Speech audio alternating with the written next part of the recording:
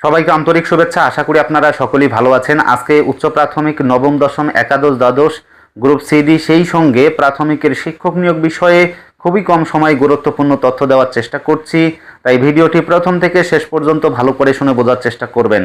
আপনারা সকলেই জানেন যে উচ্চ প্রাথমিকের শিক্ষক নিয়োগ প্রক্রিয়া দীর্ঘসূত্রিতার পর মহামান্য কলকাতা হাইকোর্টের রায় থেকে শুরু করে সুপ্রিম কোর্টে ঘুরে এসে তারপর আপার প্রাইমারির কাউন্সেলিং পর্ব শুরু হয়েছে।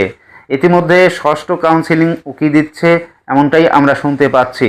তবে সেই জায়গায় একটা সমস্যা হতে পারে শূন্য পদ নিয়ে, কেননা যে সমস্ত চাকরি প্রার্থী এই মুহূর্তে রয়েছেন ওয়েটিং অবস্থায় তাদের যদি নেওয়া হয় তাহলে শূন্য পদের একটা সমস্যা হতে পারে। তাই নতুন করে শূন্য পদ ক্রিয়েট করা উচিত কমিশনের। তবে এই শূন্য পদ কতটা আইনসঙ্গত হবে না হবে সেই বিষয়টা কিন্তু আমরা এই মুহূর্তে বলতে পারছি না। যদি মহামান্য কলকাতা হাইকোর্ট এই শূন্য পদের উপর ছাড় দিয়ে থাকে তাহলে অবশ্যই বাকি যে অল্প কয়েকজন থাকবেন তারা কিন্তু স্কুলে যাবেন। কেননা মহামান্য কলকাতা হাইকোর্টই কিন্তু একটা রায় দিয়েছিল যে সমস্ত প্রার্থী রয়েছে 13,339 জন তাদের সকলকেই কিন্তু চাকরি দেওয়ার একটা অর্ডার কিন্তু আমি দেখতে পেয়েছিলাম। তাই আশা করি যারা ওয়েটিং আছেন তারা সকলেই চাকরি পাবেন, তবে সময়ের অপেক্ষা।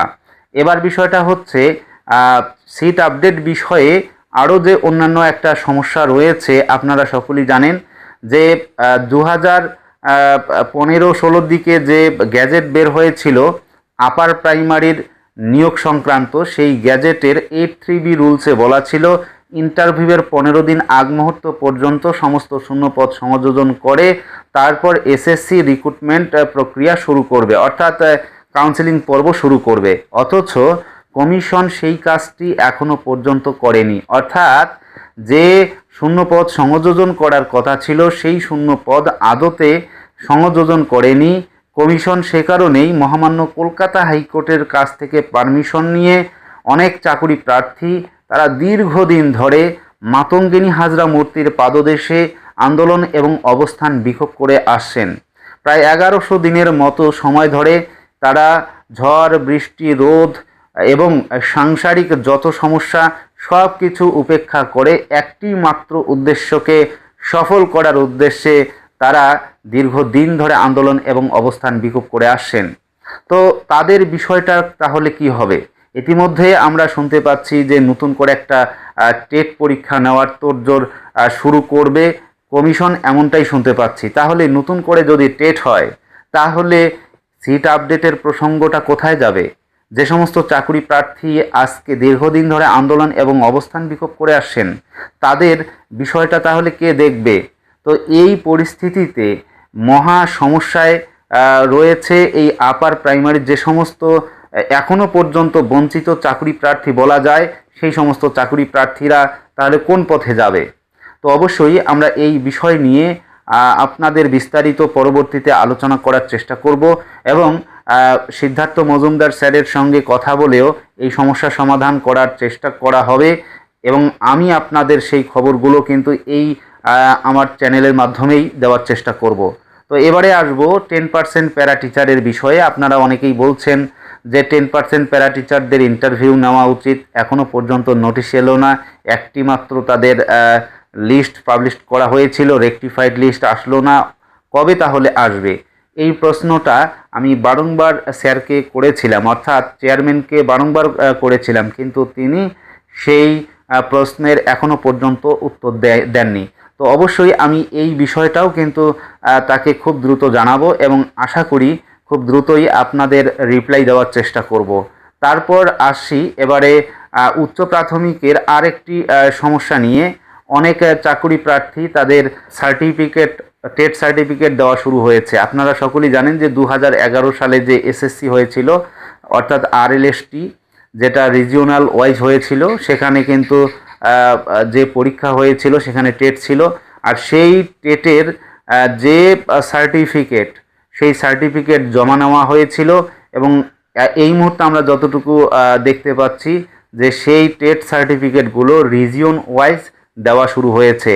এবং গত দিনের যে একটা ভিডিও আমি আপলোড করেছিলাম আপনারা হয়তো সেখানে দেখতে পাবেন যে নর্দার্ন রিজিয়নের নোটিশ পাবলিশ করা হয়েছে এবং কারা কারা রিভ্যালিডেশন বা লাইফ টাইমের যে টেট সার্টিফিকেট কারা কারা পাবেন তাদের কিন্তু একটা পূর্ণাঙ্গ লিস্ট পাবলিশ করেছে WBSSC।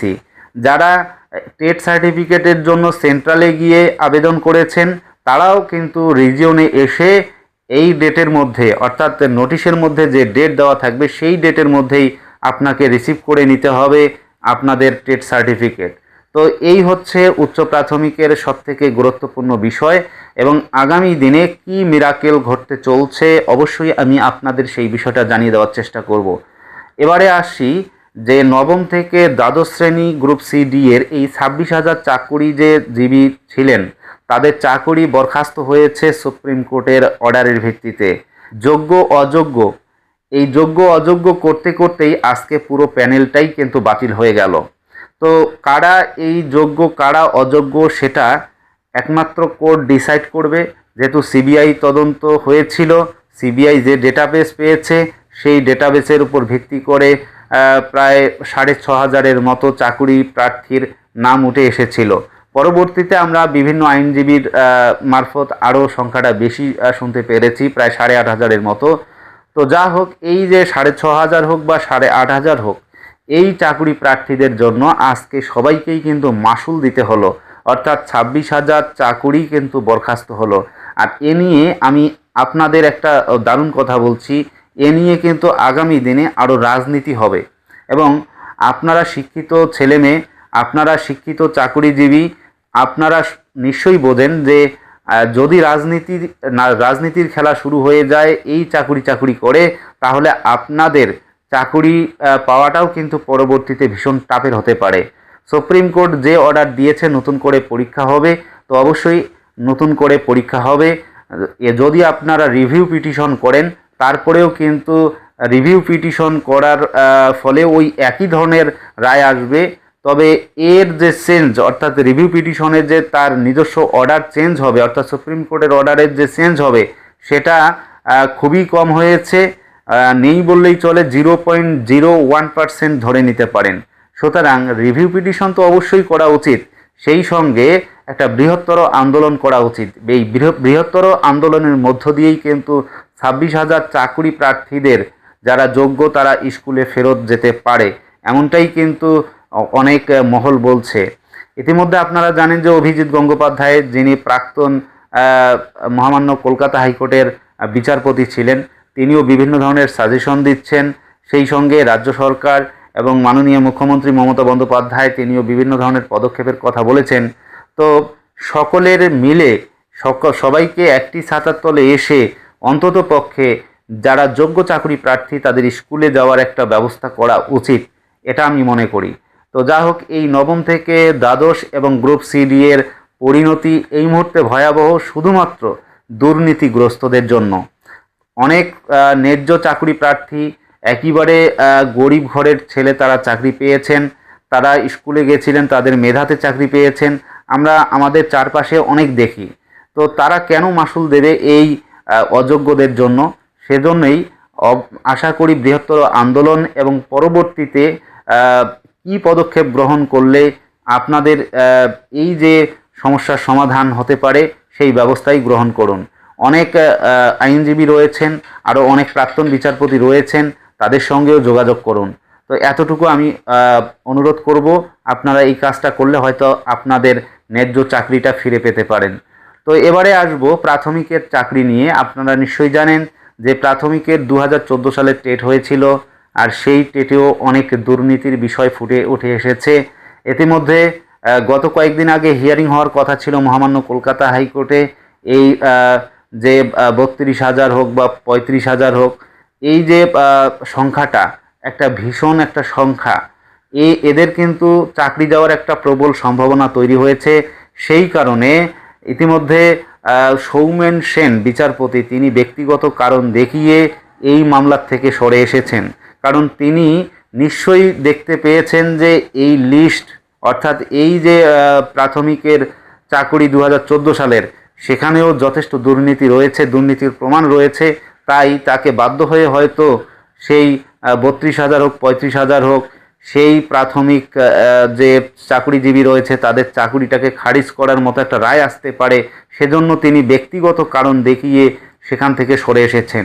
এর যে চাকরি চলে যাওয়ার অর্থাৎ 2014 সালের যে টেট মামলা, তার কিন্তু বর্তমানে বিষয়টা দেখবেন তপব্রত স্যার, অর্থাৎ মহামান্য কলকাতা হাইকোর্টের বিচারপতি তপব্রত স্যারের বেঞ্চ কিন্তু সেই বিষয়টা দেখবেন, অর্থাৎ 2014 সালের টেটের মামলার বিষয়টা তিনি দেখবেন। তাই আগামী দিনে কি হবে সেটা কিন্তু এই মুহূর্তে বলা যাচ্ছে না।